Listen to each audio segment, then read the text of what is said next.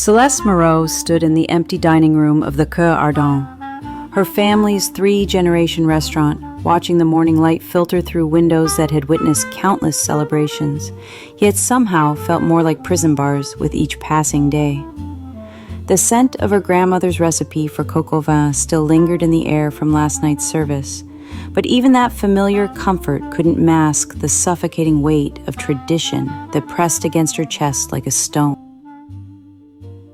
At 28, she had mastered every classical technique her father demanded, could recreate her great-grandmother's bouillabaisse with her eyes closed, and had earned the grudging respect of even the most traditional chefs in Lyon. Yet something inside her felt as empty as the crystal glasses waiting to be polished. Her family expected her to marry Philippe Dubois, the banker's son whose proposal had been hanging over her like a storm cloud for months,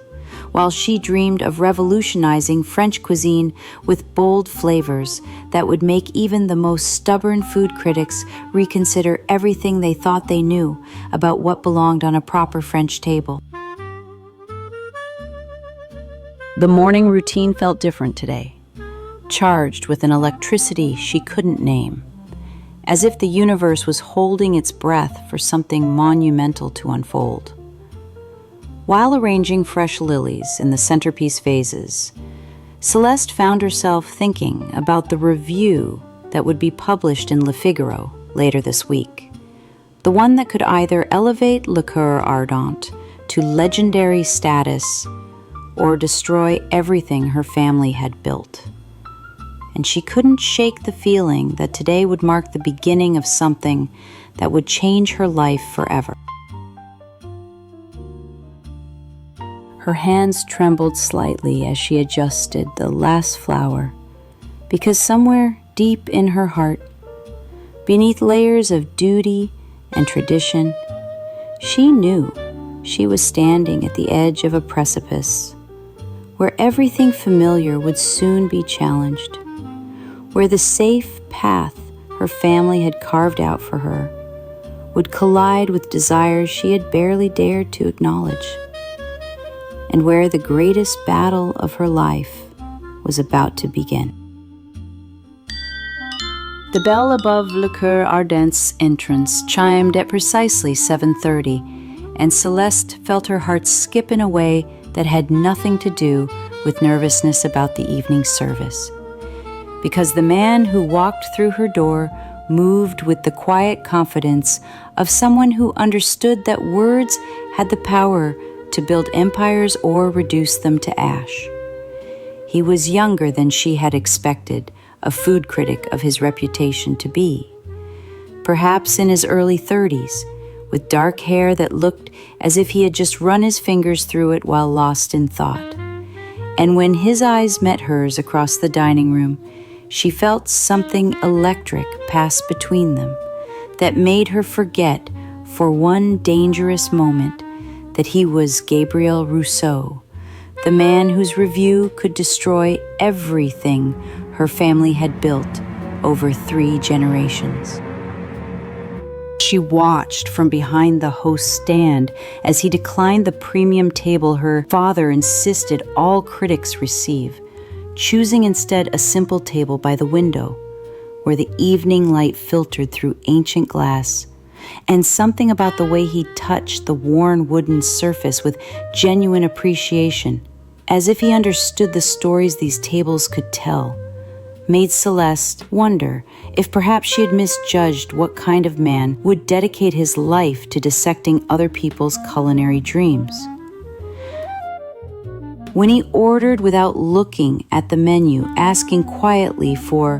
whatever the chef recommends when she cooks for someone she wants to understand her,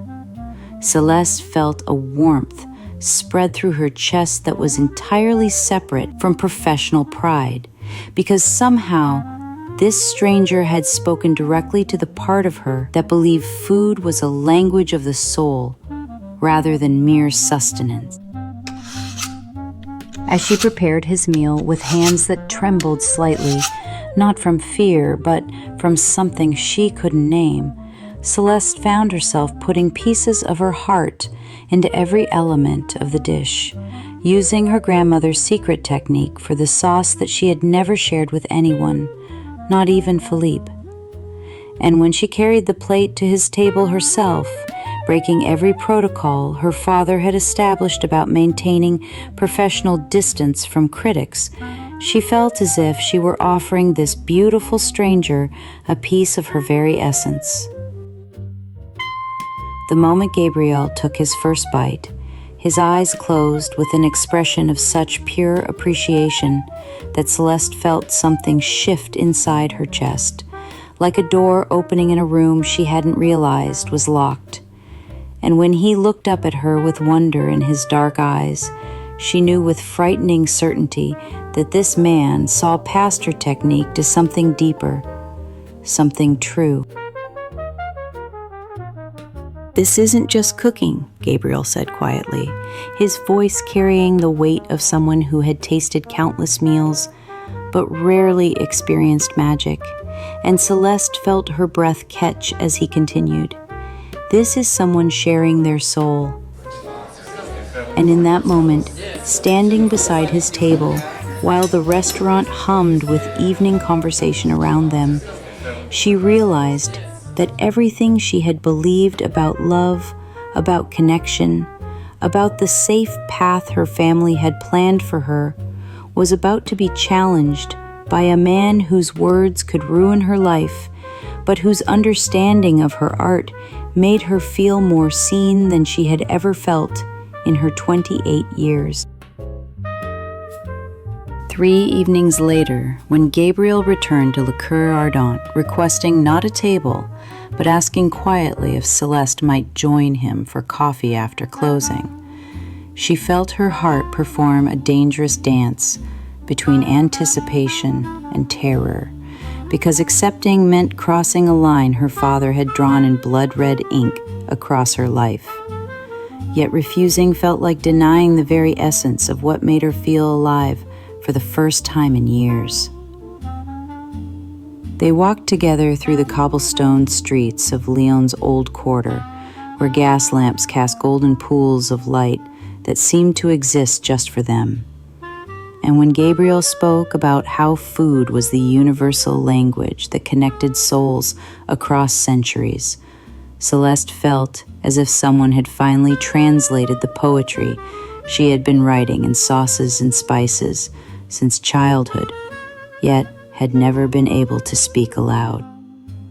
"My grandmother used to say that a true chef doesn't just feed the body," Celeste found herself confessing as they paused beside the fountain in Place Bellecour, surprised by her own vulnerability. "She nourishes the part of people they didn't even know was hungry." And when Gabriel's eyes lit up with understanding so complete it took her breath away,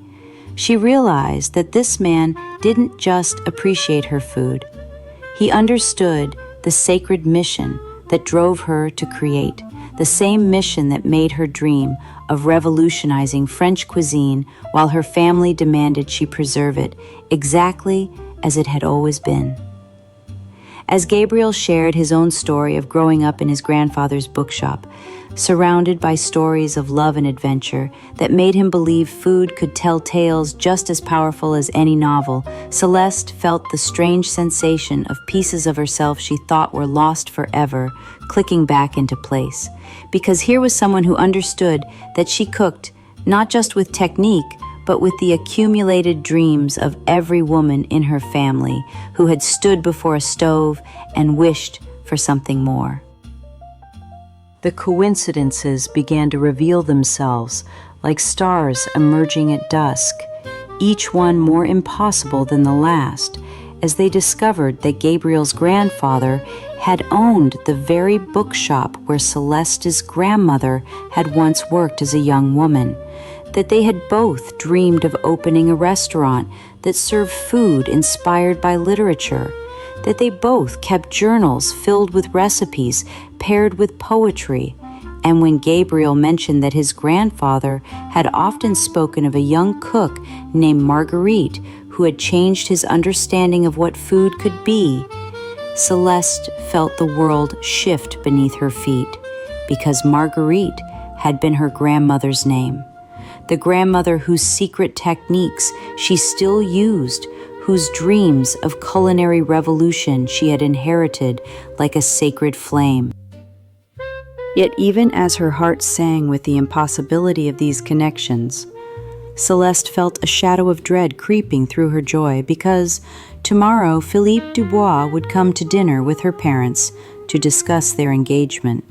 and she realized with crushing clarity that falling in love with Gabriel wasn't just about choosing between two men. It was about choosing between the safe path her family had paved with generations of tradition and a love that could either elevate her to heights she had never imagined or destroy everything her ancestors had built with their own hands. The morning after her walk with Gabriel, Céleste stood in her family's kitchen, preparing Philippe's favorite meal. Yet every slice of her knife felt like a betrayal of something sacred she had discovered in herself. Because while her hands moved through the familiar motions of creating coq au vin, her heart remained in Place Bellecour, with a man whose understanding of her soul made Philippe's predictable affection seem like a pale shadow of what love could truly be. Her father's voice echoed from the dining room as he discussed wedding dates with her mother, their excitement about the union with the Dubois family, creating a cage of expectation that seemed to tighten around Céleste's chest with each passing moment.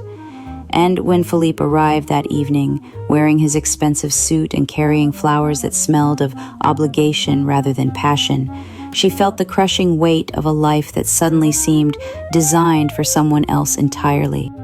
"You seem different tonight, ma chérie," Philippe observed as they sat across from each other at the same table,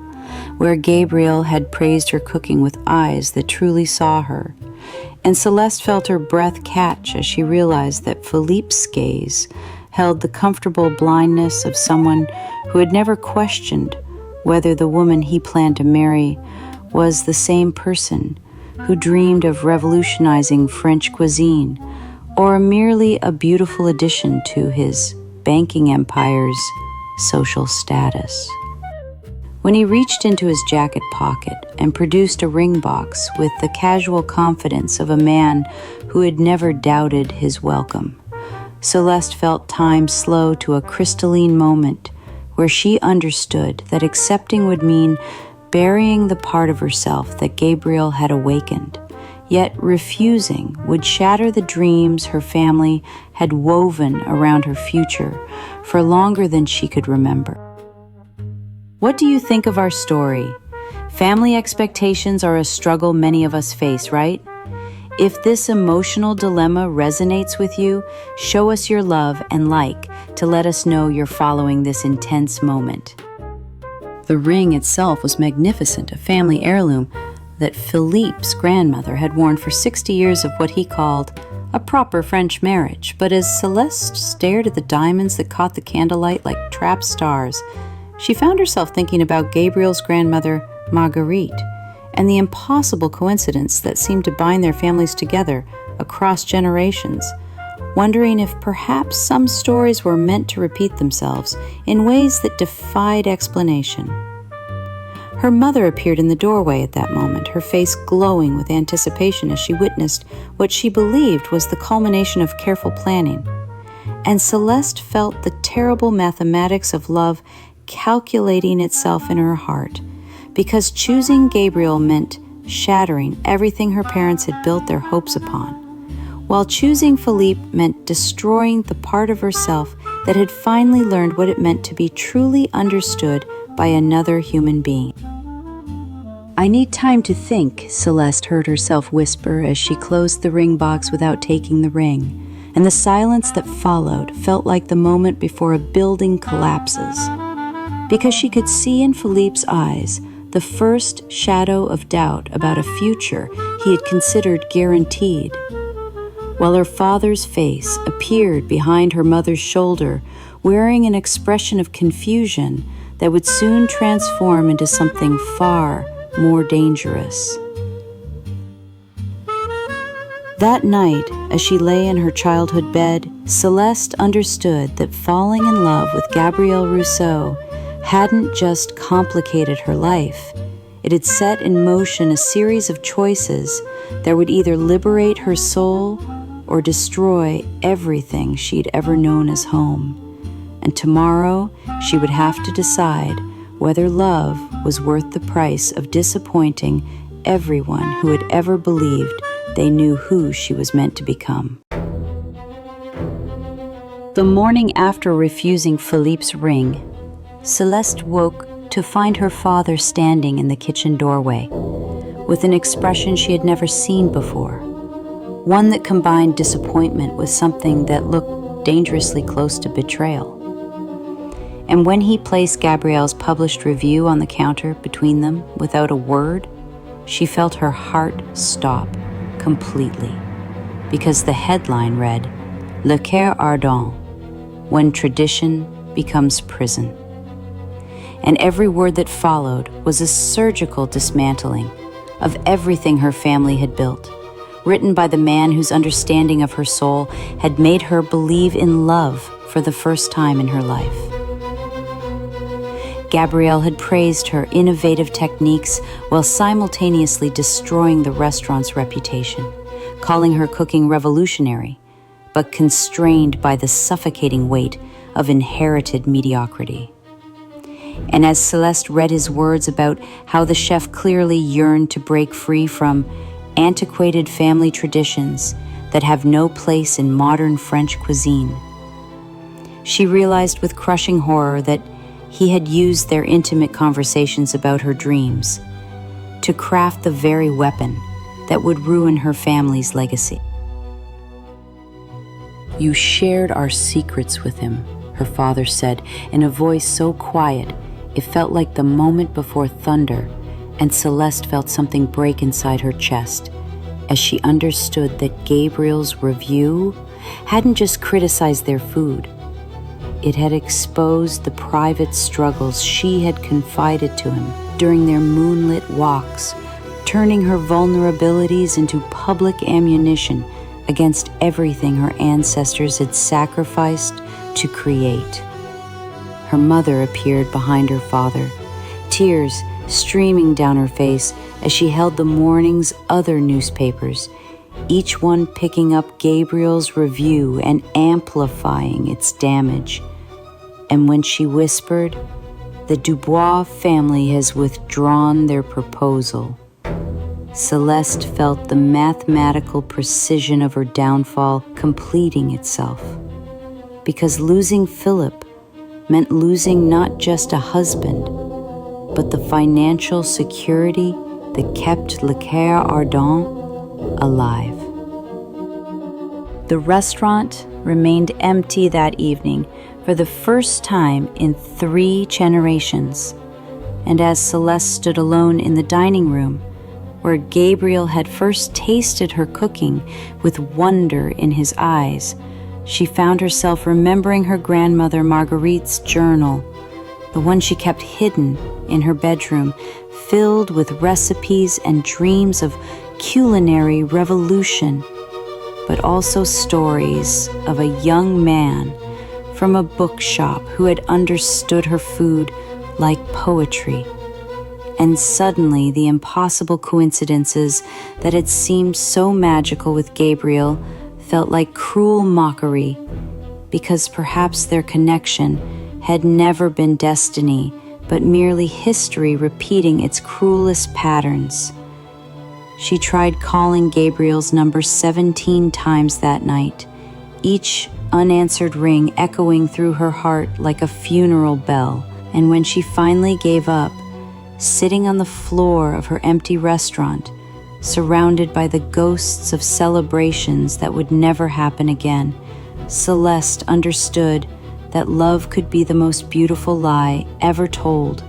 capable of making someone believe in magic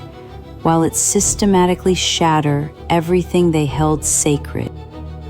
Yet even as she prepared to accept that her heart had been nothing more than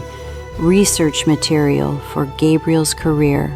even as she faced the reality that choosing love over duty had cost her family everything they had worked generations to build. Céleste found herself remembering the way Gabriel's voice had trembled when he said her food was someone sharing their soul, and something deep inside her refused to believe that level of understanding could be entirely fabricated. Because if it was, then love itself was nothing more than elaborate performance, and that possibility felt more devastating than losing her restaurant, her family's approval, or her entire future combined. 3 weeks after the review ruined everything, Céleste found herself searching through her grandmother's attic belongings when she discovered a wooden box hidden behind old recipe books. And when she opened it with trembling hands, she found hundreds of letters tied with faded ribbon, letters addressed to "My dearest Marguerite," in handwriting she recognized from Gabriel's notebook margins, because the elegant script belonged to Henri Rousseau, Gabriel's grandfather who had raised him after his parents died. The first letter, dated 1962, revealed the impossible truth that neither she nor Gabriel had known, that their grandparents had been lovers separated by war, that Marguerite had been pregnant when Henri was drafted to Algeria, believing the woman he loved had married another man, while she spent 60 years believing he had died in battle, never knowing he had returned to find her gone and opened his bookshop in the same neighborhood where she once worked. Letter after letter unveiled the destiny that had been written before either of them was born, showing how Henri had spent decades writing to an address that no longer existed, hoping his words would somehow find the woman who had taught him that love and food were the same sacred language. And the final letter was Henri's deathbed confession to Gabriel, telling him about recipes written in a woman's hand that he had treasured for 60 years, about dreams of opening a restaurant where food would be served with the passion Marguerite had shown him. And Gabriel's response, written in the margin, was a promise to honor his grandfather's memory by seeking innovative French chefs who cooked with soul rather than technique. Suddenly, every coincidence made perfect sense, as destiny rather than chance. Because Gabriel hadn't used her vulnerabilities to craft his review. He had written about her innovative techniques because he had been searching for someone who cooked like his grandfather's lost love. And when he found Céleste, when he tasted her grandmother's secret recipes, when he saw the same revolutionary spirit Henri had described in his letters, Gabriel had recognized not just a talented chef, but the continuation of a love story interrupted by war and finally completed by their hearts finding each other across impossible odds. With the letters clutched against her chest, Céleste ran through Lyon's empty streets toward Gabriel's apartment, understanding that what they had discovered wasn't attraction or compatibility, but the completion of a romance that had waited 60 years to write its proper ending. Gabriel opened his apartment door before Céleste could knock, his eyes red with sleepless nights and his face carrying the weight of 3 weeks without her. And when he saw the yellowed letters clutched against her chest, when he saw the understanding in her tear-filled eyes, he whispered, "Marguerite and Henri," with such reverence that Céleste felt her heart break open with the magnitude of a love story that had waited 60 years to complete itself through their own hearts. They sat on his kitchen floor, reading the letters together until sunrise, discovering that Henri had written about dreaming of a granddaughter who would inherit Marguerite's gift for revolutionary cooking. While Marguerite had confessed in her hidden journal that she prayed her granddaughter would find the kind of love that transcended time itself. And as Gabriel traced his grandfather's handwriting, while Céleste held her grandmother's faded recipes, they understood that their connection hadn't been coincidence, but completion. Two pieces of an unfinished love story, finally finding their way home to each other. That morning, Gabriel published a second review in the Figaro titled The Cœur Ardent, where love and legacy create magic, revealing the extraordinary story of Henri and Marguerite, while praising Céleste's innovative techniques as the natural evolution of classical French cuisine. And when the story spread across Lyon like wildfire, people came not just for the food, but to witness the restaurant where destiny had written its most beautiful chapter, filling every table with couples who wanted to taste the magic that happened when love refused to be defeated by time or circumstance. Céleste's parents, moved to tears by the revelation that their daughter's love was the continuation of their own family's greatest romance, embraced Gabriel as the grandson of the woman who had shaped their father's understanding of what cooking could mean, while Philippe Dubois, reading the story in the newspaper, sent Céleste a note saying he understood now why she had needed time to think, because some loves were written in the stars long before hearts learned to beat. 6 months later, as Céleste and Gabriel stood together in the renovated Le Cœur Ardent, now featuring a special menu that combined her grandmother's secret recipes with techniques inspired by Henri's letters, watching their families celebrate their engagement while customers lined up outside to experience food that tasted like poetry and love made visible. Céleste felt the presence of Marguerite and Henri in every corner of the dining room, as if their love had been waiting all this time to prove that some connections transcend death, war, and the cruel mathematics of separation. She understood now that love wasn't just about two people finding each other. It was about souls recognizing a truth that existed before they were born and would continue long after they were gone. And as Gabriel kissed her hand where her grandmother's ring caught the candlelight, Céleste knew with absolute certainty that somewhere in the universe, love keeps perfect records, and that every heart that beats with true devotion is simply adding another verse to the greatest love story ever written. Stories like this remind us that sometimes the greatest risks lead to the greatest rewards. If this story touched your heart, subscribe to our channel for more incredible stories and like to help us share these magical moments with hearts around the world.